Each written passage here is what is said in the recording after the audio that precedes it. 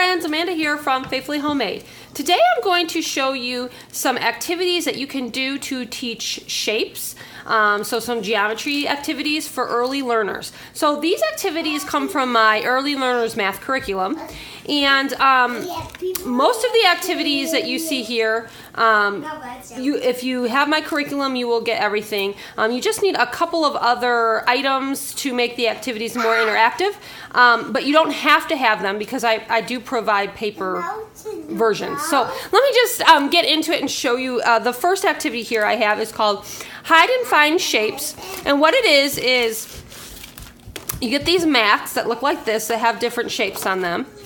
Okay, and then what the kids are going to do is you're going to hide these shapes in a sensory box or somewhere, maybe even in your house, whatever you want to do, or in your classroom.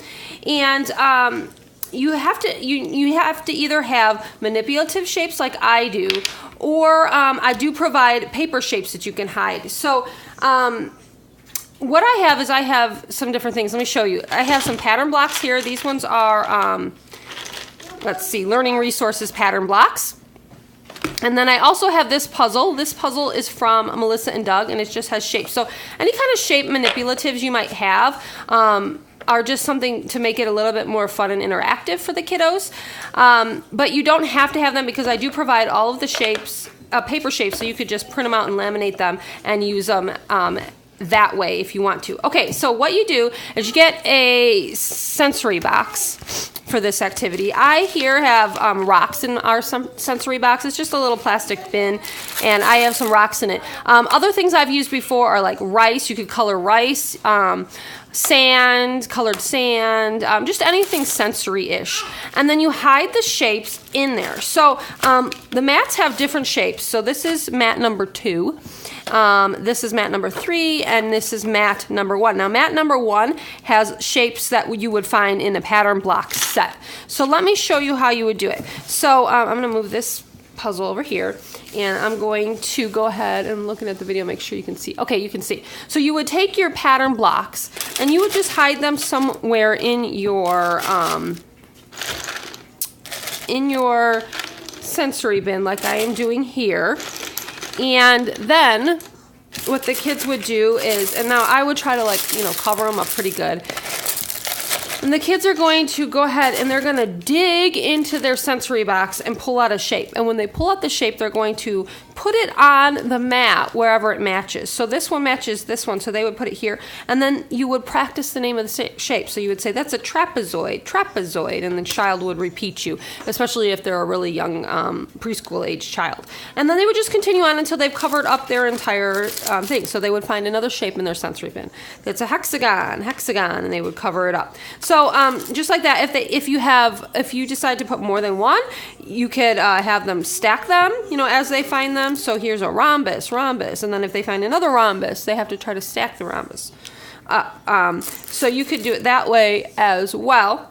But if I were you, I would definitely hide all of the different ones that you see on the mat in your sensory bin, or around your classroom or around your house, and they can find them that way. So these are just hide and find, and you get 3 different mats with different shapes on them for the kiddos to do. So if I was going to do this hide and find, I would probably use a lot of the shapes that are in this puzzle for my kiddos to find, since a pattern in the pattern blocks, you're not going to have a circle. So I have a circle on my puzzle, so that would be one that I would hide there. So, all right, let me show you the next activity. All right, the next activity is called Firefighting Shapes, and this activity center I decided to put in one of these pencil cases. So usually I keep my activity centers in the plastic Ziploc bags with the label on them.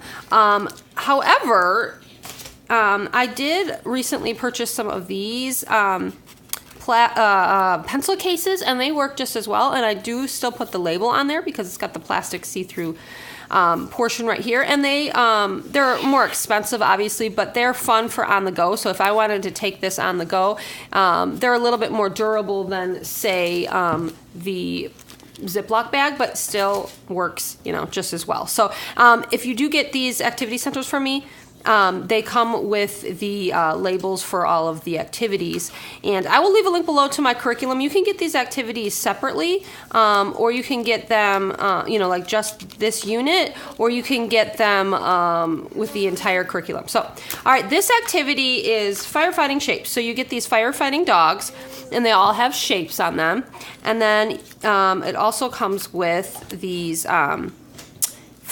fire cards, and they all have shapes on them as well. So what you do is you give the kids like maybe 2 or 3 choices. So I'm going to put 2 choices here. I have a triangle and a circle, and then the kids have to go through the cards and find triangles and circles. There's going to be 2 for each one. So this hanger is a triangle, and this pizza is a triangle. Now I'm using a pocket chart here for them to match them up, but you do not have to have a pocket chart. It's just what I chose. So here I have a button, that's a circle, and then I would just go through here and try to find another circle, and the kiddos are gonna go through. You can see all the different kind of shapes I have in here, and I don't know where the other circle is. I'm looking for it, but you get the idea. That's an oval. There's an oval. So I'll have to keep looking here, and I'll find it. But okay, I found it. It was over here stuck in the other doggies. But anyways, the other circle is a donut. Okay, so they would just do, there's 2 matches for each one. And here you can see, I'll show you the other ones. There's trapezoid, star, square, heart, hexagon, octagon, just some basic shapes: oval, rhombus, pentagon, rectangle, and so on. Okay, so it's just a matching activity there. Okay, and just a reminder, if I haven't said it, that all of these activities come from Unit 7. Unit 7 of my Early Learners Math curriculum is Geometry and Shapes. So that's where these come from. Okay, this next one is shape clip cards, and I have them in one of these pouches again, because we're going to be actually taking a vacation, and I want to be able to bring a couple things along with us. So I thought it might be fun to try these out and see if they're a little bit more durable. They're also great. I like to keep activities like this in the car to take with us if we are like going to a doctor appointment or something, and I need something to keep them busy. That way they're still doing something educational while we're out. So anyways, okay. So for this activity, it's simple. They are going to find or count how many sides are on each of these shapes, and then they have to find their answer. So a triangle has 3 sides, so they can clip it with their with a clip, or you can use a manipulative. Now these would be fun to just go ahead and use your pattern blocks with. These, and so I actually might even have the kiddos just cover up their answer with a pattern block. So triangle has 3 sides, and I'm going to cover it up with a triangle. And then a hexagon has 6 sides. I'm going to cover up the 6 with my hexagon. So it's a little bit big, but still get the general idea.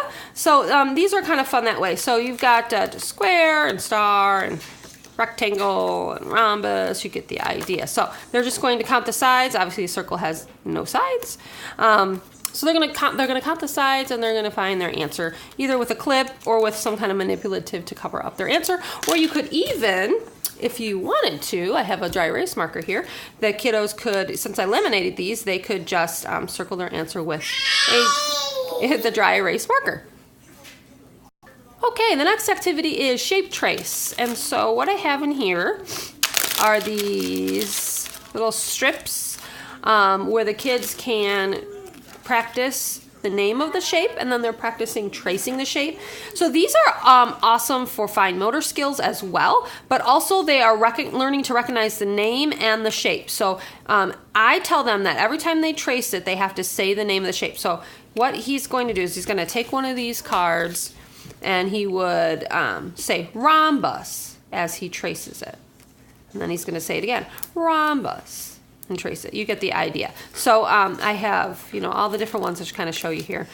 So this activity center is a lot of fun. This one you can see started tracing a little bit. So So, and of course you want to laminate them so that they can be reused over and over again. You do not have to do them in color. I also provide everything in black and white. So if you are having trouble with, you know, how expensive ink is with the color ink and that kind of thing, I definitely provide everything in black and white as well. And if you don't have options to laminate, that's fine too. You can just print it out and use them one time if you want. So anyway, that is that activity center. Let me show you the next one. Okay, the next activity center is called Spin and Match. And I give you a spin page that looks like this, a spinner, and then 2 mats that look like this. So they can do either side. And then for the spinner, you don't have to have spinners like I have. I have attached this spinner here. You can just use a paper clip and a pencil, which works just as fine. But I found these spinners on Amazon, and they were really cheap, so I got a pack of, I think they come 8 to a pack or 10 to a pack, something like that. So I bought 2 packs, and I have a whole bunch of them for any activities I want to make.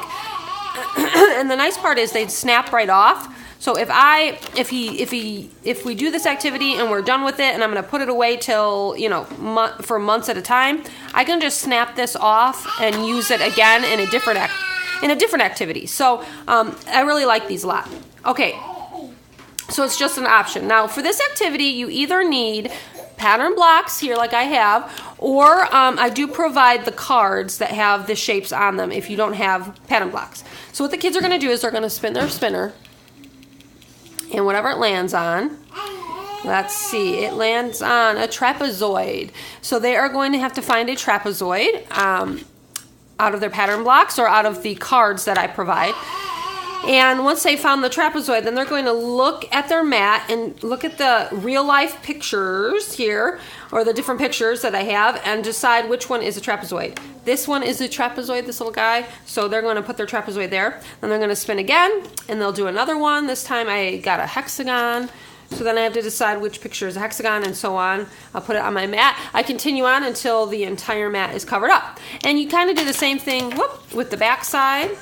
Here, it's exactly the same, it's just different pictures. And so here, you know, obviously I would spin, and then whatever I spin, I'm going to do the exact same thing. Okay, I spun a rhombus, and then I'm going to put it on my mat next to the rhombus. Okay, and then I'll just continue on till they have covered them all up. And the one thing that I made sure I did is I put the names of each shape on the spinner. That way when it lands on there, you can have the child say the name of the shape. So they're learning to recognize the name and the shape together as they're doing it.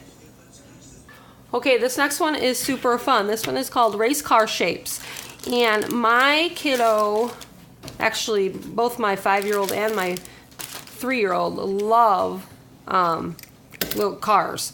And so all it is I have some different shapes here. Here's a circle, and here's an oval. Excuse me, I have a cold. Here's a square, here's a rectangle, and here's a triangle. And what the kids are going to do is they're going to take one of their mats, and they're going to take their race car, any kind of toy car that you have, and they are going to trace around it. And as they're driving the track, they're going to say the shape. So this is a square, and they're going to drive their race car around the track and practice square.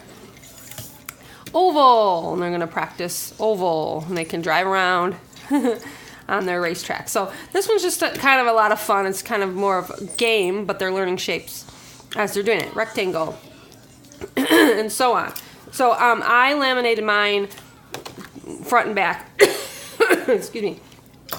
Circle, and they can just trace around, and they're learning the name of the shape as they're practicing their, I don't know, driving skills, right?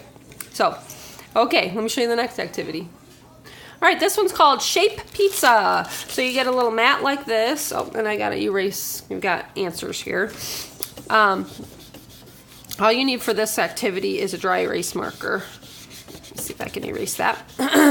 Again, it looks really beautiful in color, but if you don't have a color printer, I provide it all in black and white as well. So it also comes with these cards here. So here's the mat, and then here's the here's the cards. So what I would do is I would flip the cards upside down, have the kiddos pick a card and put it on their mat. They have to put it in this white square here. And then what they're going to do is they're going to count how many different shapes are on the pizza. And so on this pizza, now they're not going to count the outside circles. I'm not going to go crazy. Just have them count the shapes that are inside. So here I have 1, 2, 3 circles. And then they're going to write their answers with the dry erase marker on their mat. They're going to look, I have a square. How many squares are on my pizza? 1. Okay, I have a rhombus. There's 2. Trapezoid, there's 2. Rectangle, there's 1. Oval, there's 1. Let's see, triangle, there's 1. And pentagon, there's 1. This one had all of the shapes. Some of them don't have all of them, so they would put a 0, obviously. So that one would be done. I could flip over another one, and then they're going to erase this here, and then they can start over and write how many shapes are on this one. Now, as they're doing it, I would have them say the name of the shapes. So I would say, excuse me, count how many circles. And they're going to do 1. How many squares? 2. They're going to say the name of the shape. How many rhombuses or diamonds? None. By the way, a rhombus and a diamond are basically the same shape. You just call them different things at different times. So for a preschooler, I would call it probably a diamond. But for a older child, I might introduce the name rhombus. So anyway, so that's what they do. You just flip over a card and you continue on, and you just mark how many different shapes are on each pizza. And they can do as many as they want, and they say the name of the shape, so they're learning the name as they're writing the number, the amount, and it's just kind of fun little shape pizza activity. Okay, this is the last one. This one is called Build a Shape, and inside here I have some. All you need for this activity is some of these. Let's see. These are like popsicle sticks, I guess you would call them, craft sticks. And then you also need Play-Doh, and then these cards. So what the kids are going to do is they're going to choose a card. Here you see build a square, build a hexagon, build a rhombus, and it tells the kid how many sticks they'll need and that they need Play-Doh. So you need some Play-Doh. You can also do this activity with pipe cleaners. They can do it if they have pipe cleaners and they don't need the Play-Doh, because they can just kind of move the pipe cleaners into the shape. So anyways, so they just pick a card and they have to build the shape. So I'm going to pick triangle, build a triangle. Okay, so what they do is they would take their sticks and then they would roll some Play-Doh into balls, and they're just going to use the Play-Doh balls to help them put their shape, you see that, together. So I'm going to get a stick here. I'm going to get my other Play-Doh ball that I already rolled them into Play-Doh balls, and I'm going to use those to put it together. So there I built a triangle. So yeah, these are just a lot of fun. After they build that one, then they can go on. Some of them are harder than others, so it would be much harder to build an octagon, but some of them are easy. Rectangle would be easy. Pentagon would be a little bit harder, and you could also, make sure they count how many sides it has, and then that's how many sticks that they need. But it does show them on the card when they pull the card how many they're going to need.